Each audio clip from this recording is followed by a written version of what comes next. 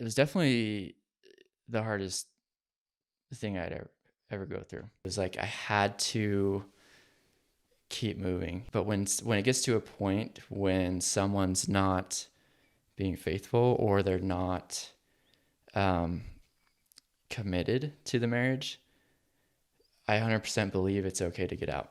If I'm gonna get through this, like I need to stick to my faith. All right, welcome to the Rad Dad Podcast. This is episode 17. I have my good friend and neighbor, Casey Nilsson, here. We've talked for weeks, maybe months, about having you on, so glad to have you on finally. Yeah. Just to start off, tell me about your childhood. You didn't grow up in Utah like a lot of my guests, so tell me about your childhood, some of the highlights, and we'll get into it. Yeah, definitely. So I grew up in Beaverton, Oregon, just right outside of Portland. Born and raised there, still have a lot of family back in Oregon. And yeah, it was awesome. I miss living there. It was a great experience.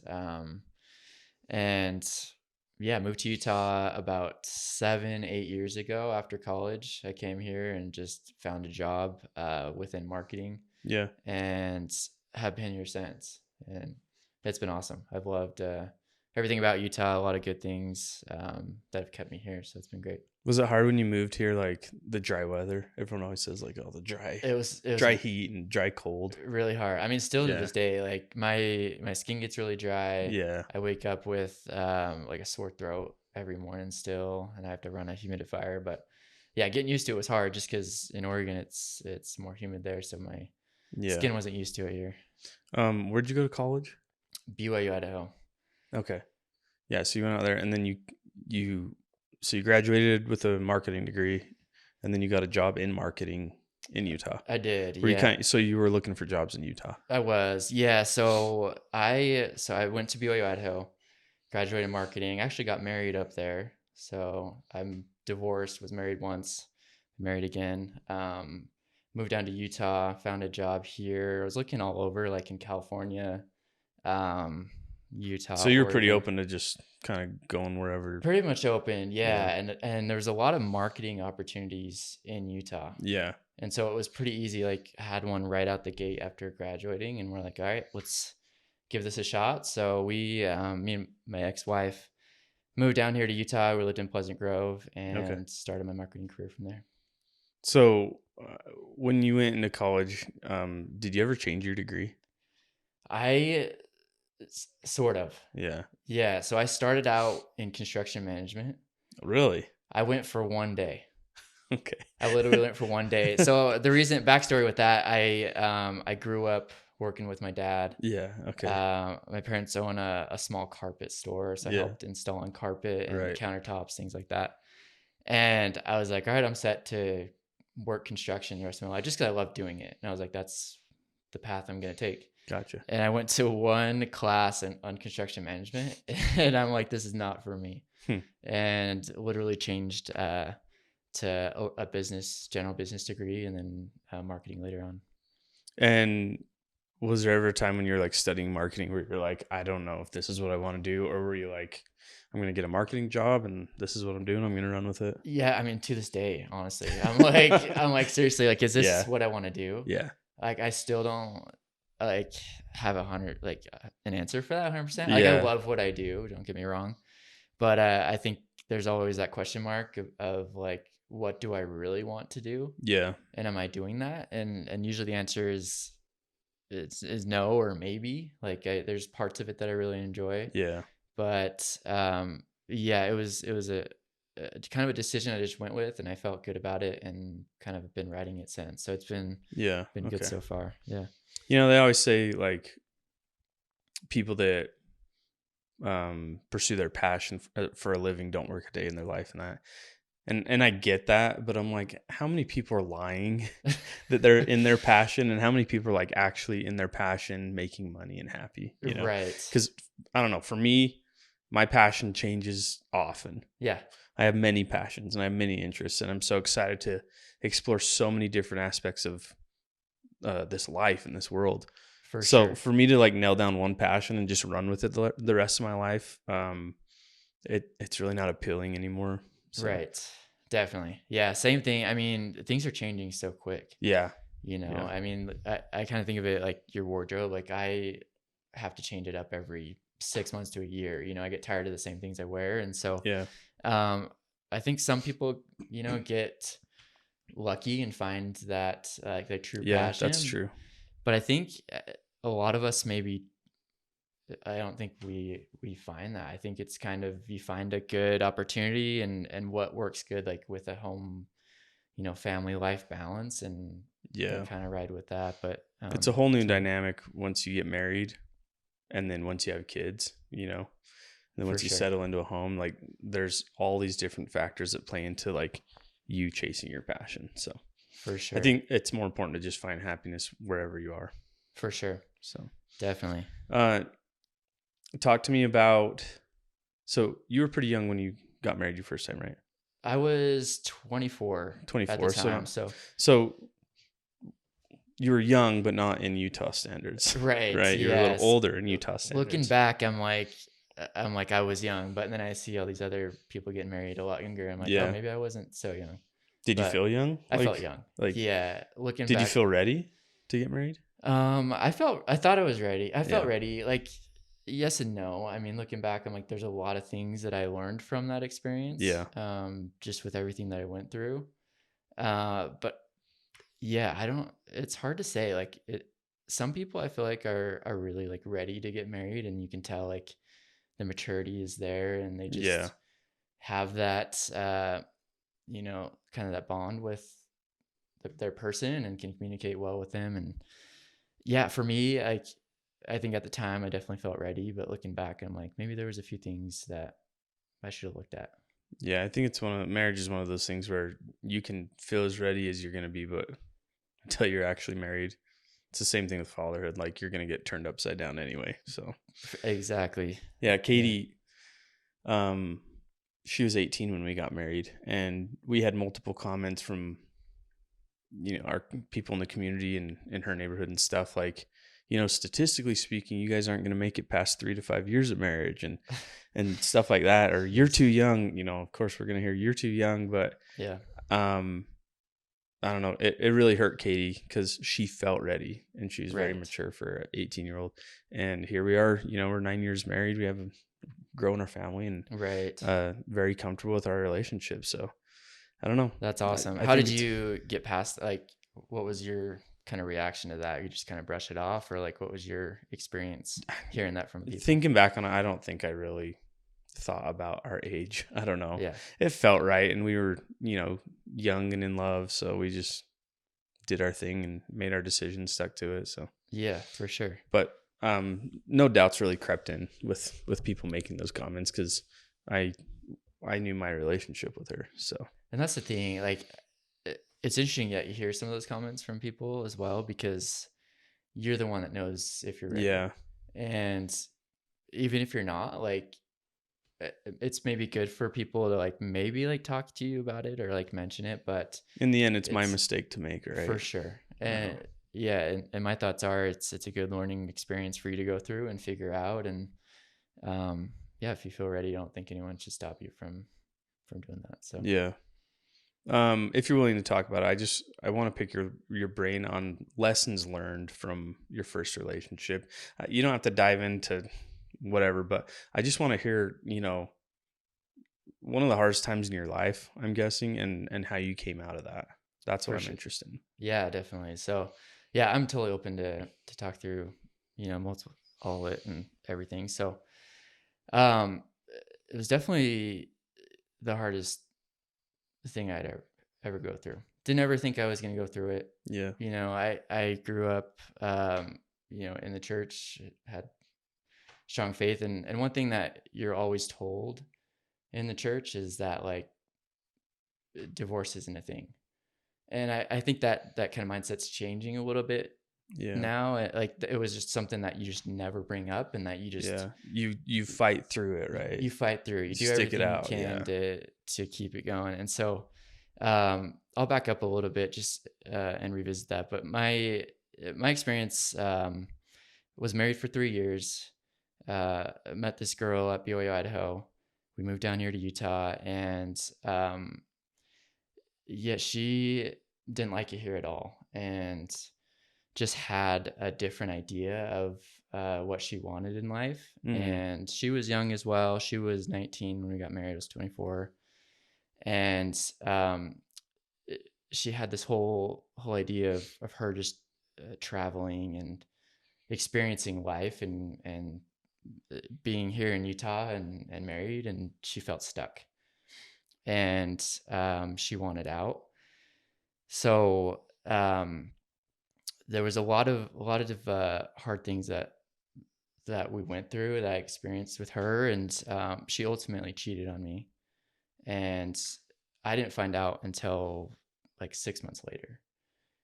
And that whole experience was, I mean, the feelings of emotion, like the ultimate like betrayal. Yeah. You know, someone that you commit life and forever with. Yeah. Tells you that they cheated on you and that they don't want to be married to you anymore and that they want out. And it was just some dark times that I went through. And I remember when she told me, she's like, all right, I'm out. I'm taking off to Europe and gonna live in Europe. And this was, she's like, I'm leaving in 3 weeks. This was all like at once. Just like, I didn't know how to handle it. I had no idea what was going on. Like, I knew things weren't perfect in our marriage, but none of this was communicated to me at all. And so the communication was just not there. I didn't know what she wasn't happy with, what she wanted, and things like that. And so it was just all kind of a shock. I got home from work and she laid it all out on me, and it was just then and there. Then and there. Wow. Yeah. And I just didn't know how to react. Like, wow. I just kind of shut down, and she didn't want to talk through it. I wanted to at least just see what we can do to try and make it work. Yeah. Because that's what you do. And I didn't want to give up, you know, and wanted to see what I can do to make it last. Yeah. So, so she ended up leaving. I remember coming home from work. That day she left, all of her things were gone. And that feeling of like, what do I do now? Like, what do you do? It sounds like something like straight out of a movie. It definitely felt like that. Is that a pretty vivid memory still? It is. It's fried into my brain. Yeah. And I just remember like that day, it was like I had to make a decision. Like, even though I didn't know what decision to make, it was like I had to keep moving, if that makes sense. And I remember thinking, I was like, I really, if I'm gonna get through this, like I need to stick to my faith. That was like the number one thing for me that first came to my mind. And I did that. I went to church weekly, worked hard to, stay active and pray and all these things just to get me through it. And it was just decisions that I had to make and really figure out how I'm going to get through this. And that was definitely the number one thing. And going back to the whole, we're told to, fight through things in marriage and figure things out. And I'm 100% agree with that to an extent. But when it gets to a point when someone's not being faithful, or they're not committed to the marriage, I 100% believe it's okay to get out of the marriage. And I remember telling people that within the church, like our youth group, and some adults, and I remember there's some shock like on their faces. They're like, is he really saying like it's okay to like get out of a marriage if it's not like working? And I'm like, yeah, I know that's kind of a shock to hear sometimes, like within the church and with youth and everything. But I think it's an important lesson to learn, that it's not easy. People don't stay committed. They don't keep their promises. I'm not, I think a lot of people do, but in that case, I think it's okay to get out. And for me, I should have gotten out sooner. It was just, looking back, I realized I wasn't happy. I just kind of was stuck in the routine of providing and doing the best I can Just and kind of surviving. Yeah. exactly. And I remember my mom asking me like all the time, like, "Are you happy?" And I would always answer yes, but in the back of my mind, I was like, "I'm not." But I didn't want to tell my mom that, Yeah. Yeah. And yeah, I just kind of faked it for a little while and was just kind of stuck in this routine, um and that's what I thought marriage was too. And so I think another important thing for people to learn is what it takes to be married, but also like the things to like look out for as well, because I just thought that the things that she was doing and getting into was just part of marriage and that we were just gonna work through that. Like that was your normal. And Exactly. yeah, that's it. That thinking of that situation, it's scary. What else could have happened? And Right. in the end, like you have to protect yourself. Right. And Definitely. so during that 3 weeks and beyond, did you feel trapped, or were you able to kind of break past that hard time in your mind and have a vision and a hope for the future? It took me a while. Yeah. Probably a lot longer than a lot of people. Maybe, I don't know. It took me a long time to get out and accept everything that happened. I remember I would go to work. People would ask about my wife, like how things were going. How was your Yeah. weekend? That stuff goes on for years. Like Right. people you haven't seen, Exactly. Yeah. Yeah. So I got asked that question all the time, and I just kind of played it off. And I'm like, yeah, it was good. Like we had a good weekend. Pretended like everything was fine for 6 months after. I just kind of hid, like, stayed in a shell and just didn't want to like open up about things. Yeah. And that's just kind of how I still have a hard time opening up about like just talking about my feelings. And even with my wife now, Lisa, like, I mean, she knows, like, she asked me how I'm doing and I'm like, good. Like, I just kind of keep it at that. And I don't think you're different from a lot of men. right. Yeah. Exactly. It's something I need to work on, but I just, yeah, I felt stuck. It's not until I finally opened up to one person at work. And I remember after that, like things changed like instantly. Like I just started to accept it, and I was like, interesting. And I realized like people weren't, I think one thing with divorce too, it was like, it's so public. Yeah. Everyone knows about it, like you're Yeah. going through something. It's a trial you wear on your sleeve. Exactly. Like a lot of people are going through something, but you don't realize they're going through it until you talk to them about it. Yep. With divorce, they know, at least like everyone knew. And so it was just, I was just embarrassed to bring it up and talk through it. So yeah, it was just an experience I had to figure out on my own. And yeah, I learned a lot from it. So what did you do to dig yourself out of this situation, this trapped mindset? One thing, I would stay active. Yeah. Like to get my brain going, I would active like physically was the biggest thing. So I like got into running. Yeah. And that's like all I did, which was like unhealthy running because I just ran like forever. Yeah. I got into these ultra marathon races and was just running. So you went all in. Went all in. Yeah. I was every day. I went for like 6 mile runs and did these ultra marathons, and yeah, that's all I was doing. And it was a way just for me to like think clearly and to like clear my mind from all of that stress.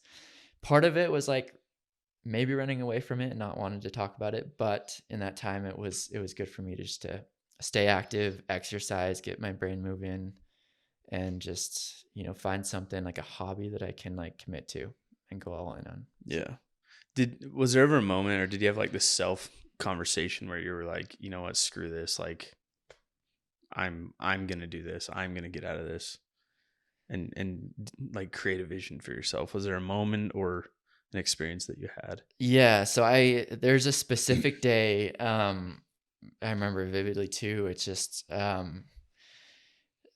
was actually in Las Vegas at the time, for a work conference with some employees of mine, and um, I don't know if it was really anything that I specifically did. It was just more so like I realized I was ready to move on and accept it, and realized I couldn't go back, Yeah. and that I could get through it. Like, this is fine. Like, I'm gonna be okay. A lot of people go through this. I'm not the only one. Um, yeah, and I just remember like once I did that and I like accepted it, my brain like that day was like was good and was able to move on from there. I feel like those moments are so special.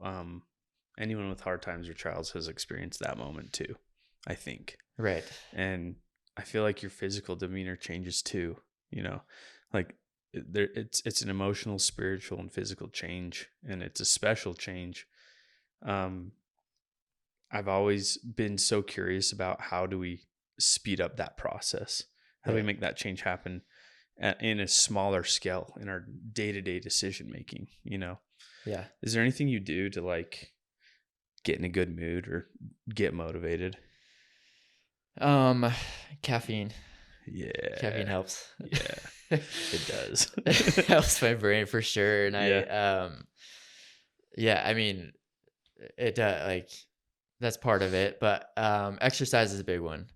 Like without that, like I'd be in a slump. Like Yeah. that's one thing that gets me motivated. Putting on my AirPods and listening to music, going to the gym, getting a good sweat out Yeah. gets my brain thinking and just like really motivated for the future, and like thinking of like what can be and like what I can become and how I can provide as a father. And yeah, that's probably the number one thing for me. And so I try and stay really committed to working out and getting to Yeah. the gym. Yeah. Reading is another one as well. I like to just read different types of books that I can learn from and help me stay motivated. But what about for you? Is there something that like what keeps you motivated? Um, Exercise for sure. I I feel like I'm trying to work on like when I catch myself starting to get in a bad mood or frustrated about a situation, I'm trying to catch that earlier in the process and not let it snowball or develop in my mind. And it's so hard sometimes when I'm like so focused on a task at work or Yeah, anything. But if I can catch it early and I can have that mind shift, it makes a world of difference. for sure. So that's why I asked you that. I was just curious to see what you had. Yeah, I mean that's one thing. Like I Yeah. have to tell Lisa that I need to go to the gym, and she understands. She's like, okay, like Yeah. that's the one thing that like is gonna help me, Yeah. and I'll try and do that as much as I can. So, Yeah. I love it. All right. Give me two or three um, events or experiences that led up to meeting Elisa. let's see. Um, Events. So backstory with that, I guess with meeting her. So my brother-in-law's brother introduced us. So the Okay. events there are I get a friend request on Instagram from Elisa. Okay. I had no idea who she was. Like I didn't even know Joe is his name who set us up. He was the bishop at the time, and Elisa was going through a divorce as well, and she would go to Joe to work through it, and he brings up my name, which I hadn't talked to Joe a lot about like dating or Yeah. anything or Yeah. what types of girls I'm into, things like that. But he just felt like bringing up my name, and so Lisa, I think it was that day she went and looked me up on Instagram, and I get a friend request from her, and I hadn't been told about being set up with her or anything. And I get a friend request, and typically I delete those requests if I don't know the person. Yeah, I'm like, what's the point? it's probably smart. Yeah, exactly. So I looked at her profile picture though, and I'm like, oh, she's really pretty. And so I accepted it. And I let a couple of days go by, and I thought she was like gonna reach out and say something because I didn't know her. Hmm. I'm like, who is this random person that reaches out, asks for a friend request, Yeah, and doesn't say anything? It's just looking at my photos. Like, I don't know. That just seemed weird to me. So yeah. I saw her, one of her stories pop up. It was a picture of her dog named Champ. And she commented something on, like um, my boyfriend and I are out on a hike or something. I don't know, something related to boyfriend. And so I responded to that story, and I was like, your boyfriend's really good looking. Nice. Sent it. Take notes, young fellas. So I was like, I need to see who this girl is, and sent her that message, and um, it's history after that. We got married, Yeah, within like, just like that. literally got married within like 2 months. Yeah. How So long kind of, had you been divorced when you met Elisa? I'd been about 3 years. 3 years. Okay. Yeah. So I did the whole online dating, all the different apps and Yeah. everything, Yeah. and actually went on a lot of dates, like a lot of first dates and hardly any second dates. Interesting. And the biggest thing for me, so Elisa and I, our first date, we went out just for a car ride to the park, and we just sat in the car and talked for like an hour or two, just about like going through our experiences of being divorced, like Yeah. things that we've learned, and we could relate like instantly from that. And the biggest thing that stood out to me is like she knew how to communicate and like talk through these things. And all these dates I had went on, no one like no one knew how to address it, if that made sense. Like if I ever brought up like that I was divorced, like it was all we always just moved on to the next subject. And You probably felt like, okay, exactly, yeah. Like I kind of wanted at them, least say something, right? right? Yeah. Sometimes it got awkward, and we just kind of started talking about something else. But I wanted them to genuinely like ask me more about it, or my Yeah. experience, and Yeah. and we can talk through it and things like that. So, and in some cases, like I don't blame them because like they haven't been through it or they haven't experienced it, and so it's hard to know like how to Yeah, it would be. talk about those things. Yeah.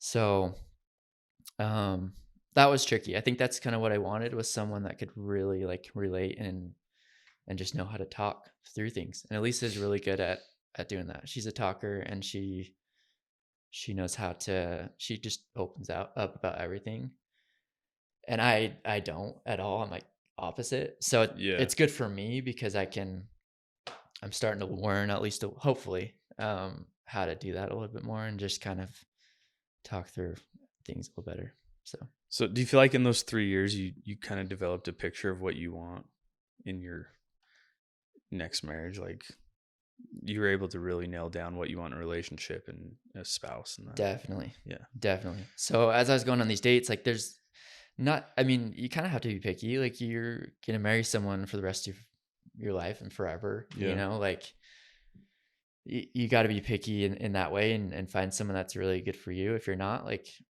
it might not work out, Yeah. And Yeah. so yeah, going through these dates, like there was a lot of things that I looked for, and that I kind of uh just put together like a list of things that I just really like want in a wife, Yeah. and things I learned from my first marriage. And she checked him off in 2 months. She checked him off in 2 months. Probably Yeah, earlier than that, earlier than but that. We were talking about marriage sooner than that, and that's the thing. That's what's interesting too. I would never ever thought I would have got married that quick. And I even tell people like I know people today that like meet that quick, and I'm like, that's not a good yeah, idea. probably don't do Like don't do that. that. Yeah, and that's me saying that, Yeah. because of Yeah. what I went through. Um, but like you mentioned earlier, like when you know, like Mhm. like I think you have that feeling, and you just know like if they're the right person for you, Yeah. and no one should be able to question that. I think like people can address maybe their concerns, or talk you through things if they need to, but that's for everyone to learn. And yeah, anyways, I just never thought I'd get married that quick, but it's been awesome, and it's been such a yeah, great marriage, and I love being married to her. So she didn't tell me to say that either. If you could tell recently divorced Casey one thing, what would it be? Looking at, with your life now. I would say open up.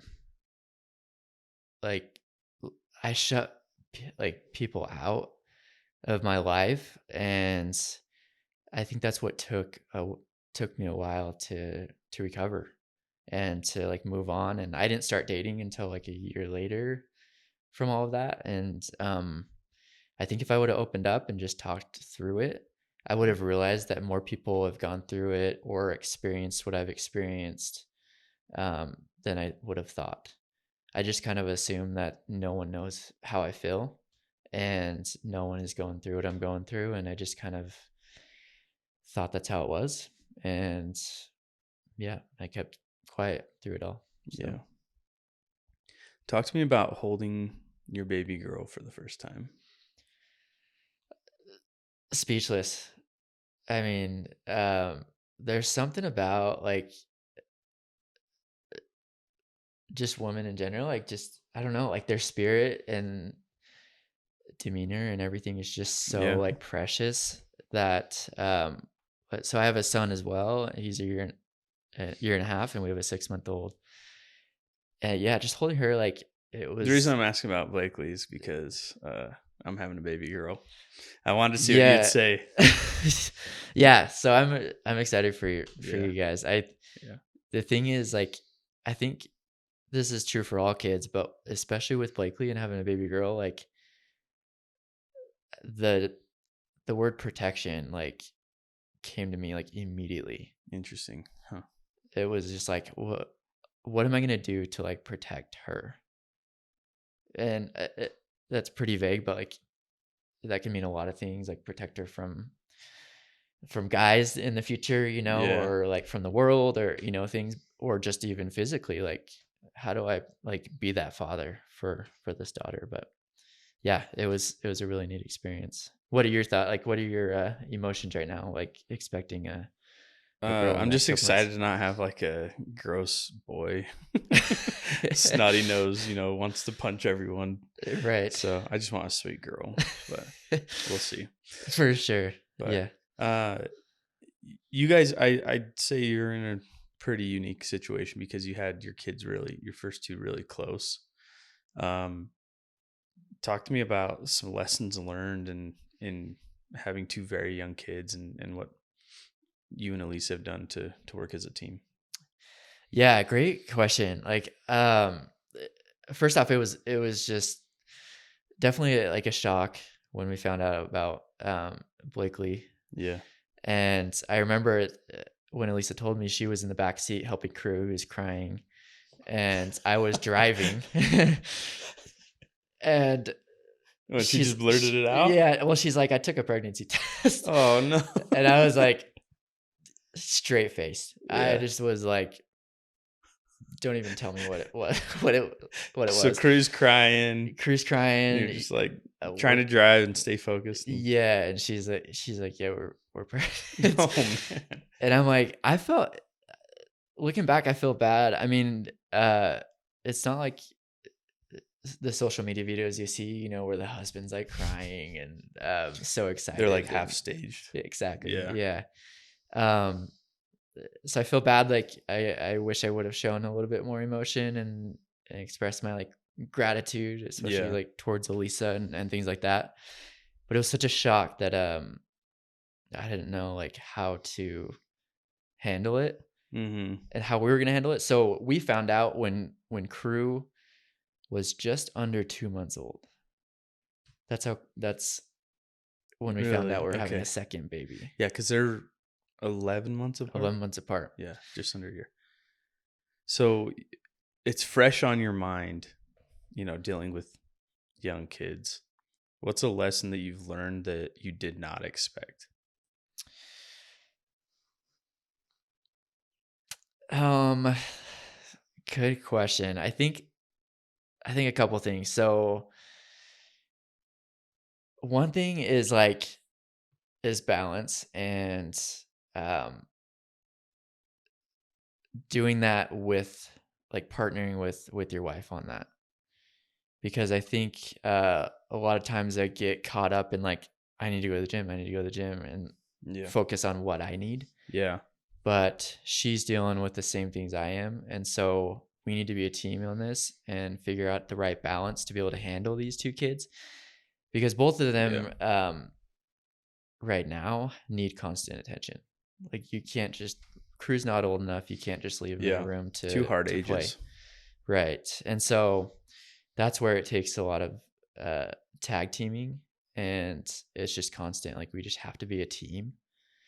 And I have to allow Lisa to get the things done that she needs to. And she does a great job at letting me do that. Sometimes more so than I think I do for her.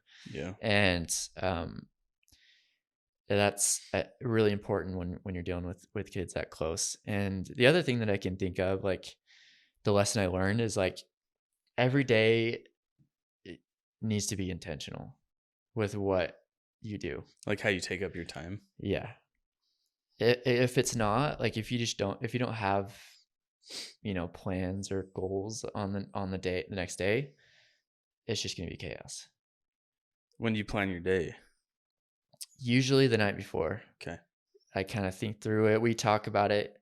Usually like, hey, what's your plans tomorrow? Like, how can I help you? Lisa's really good at asking me like what I need. Mm-hmm. And it's just that tag team thing. Like, what do you need tomorrow? Like, what can I do to help you tomorrow? Like, so that tomorrow is a success, right? And that we can get through it. So Yeah.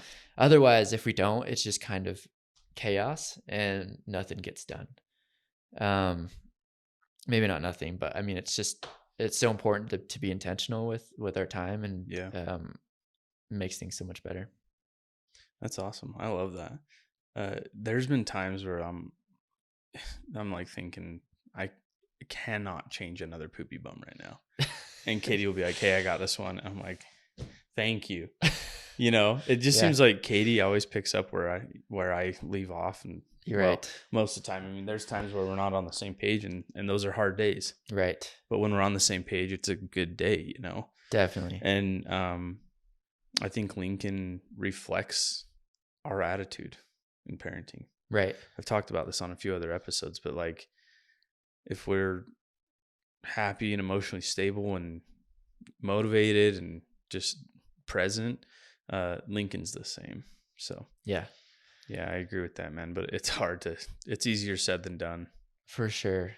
Well, so what what lesson have you learned with having a kid and maybe what are you hoping for in this second kid coming up? I'm in a little bit different situation because Lincoln is pretty easy now. He can entertain himself, Right. which I think will make a huge difference. Yeah. Just because he's at that age where he'll want to be involved and be able to help a little bit, but he can also entertain himself when he needs to. Yeah. But I'm just looking forward to having a girl, man. Like, I don't know. I'm just so excited. I don't even know what to expect. That's why I ask you those questions, but I'm so excited to experience fatherhood, with a daughter. Right. So, I mean, Lincoln's my boy, he's my firstborn. He's my boy. Sure. He's special, but yeah. Everyone always says like, I didn't think I could love somebody as much as my first kid. And then I have a second, I'm excited to experience that feeling. For sure. So. I think, you'll do awesome. I think that's one thing too. It's like I'm still experiencing that with Blakely, like trying to figure out how to be a father to a girl. Obviously she's only 6 months right now, but with Crew, like he's fallen down a lot because he's just running all over the place. And I just kind of let him be. I'm like, he's fine. Like he'll be okay. Yeah. I'm curious how I'm going to be with Blakely.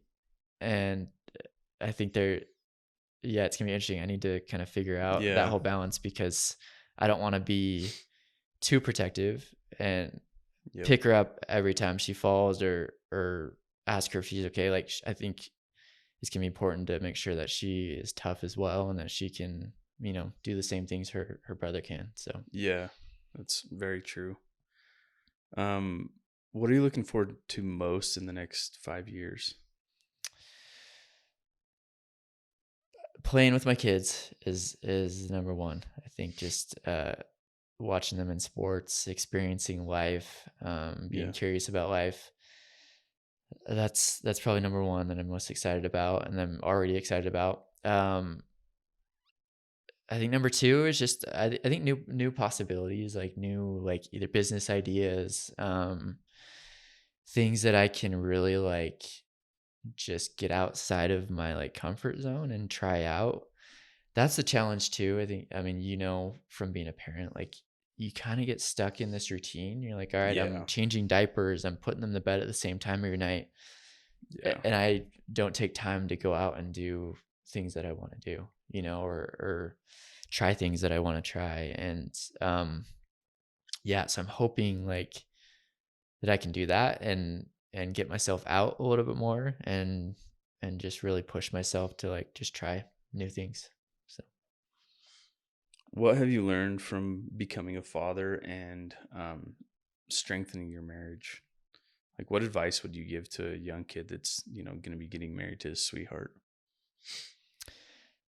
I would say serve. Like it's really hard to be consistent every single day.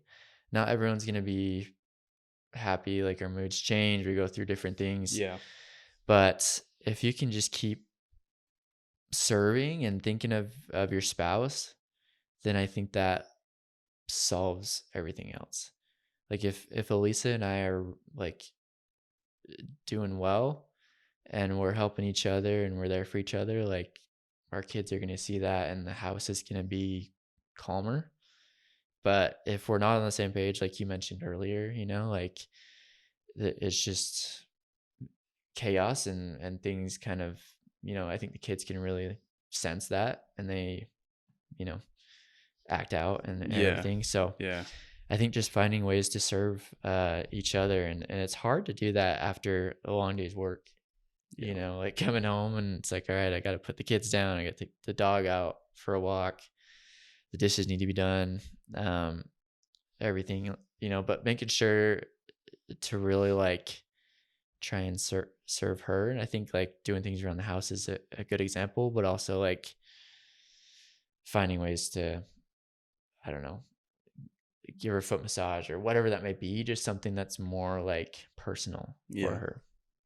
It's awesome. I feel a certain mantle, a certain pressure to make sure I have my life organized and put together so that I do have enough to give to Katie Yeah, and to Lincoln.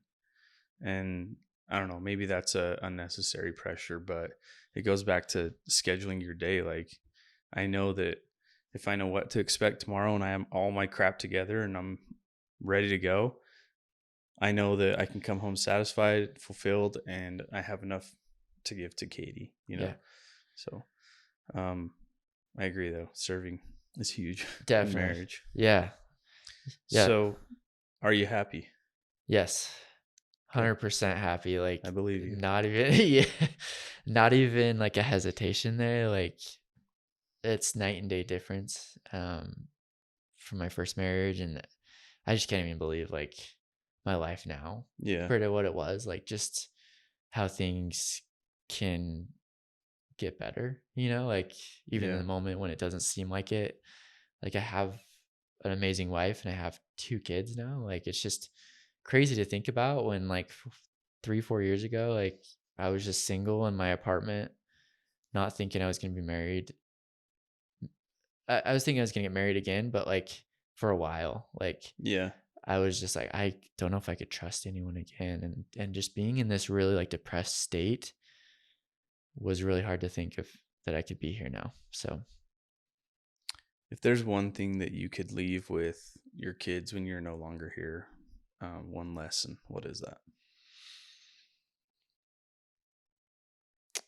I would say hard work. I mean, I always like result to that, but like it's huge. And I think like nowadays even harder to maybe teach kids that because everything's gone digitally and on a Yeah. computer. Like I sit at a desk at my computer, and so Yeah. it's like I grew up seeing my dad like just physical labor, installing carpet day in and day out, Yep. like Yep. from 5 a.m. in the mornings, we get home 11 p.m., midnight sometimes. And it was just like, we worked hard, and I loved that. And I learned a lot from him. And so I always try to think of ways that I can teach that to my kids. And so, um, I always result back to that. If my kids see me working hard, even if it is at my desk job, Yeah. like they know I'm working hard They'll to recognize it. provide for the family. Yeah. Definitely. So Awesome. Well, thanks for coming on, sharing your thoughts and insights and experiences. yeah, I appreciate you being thanks for here. having me. Cool.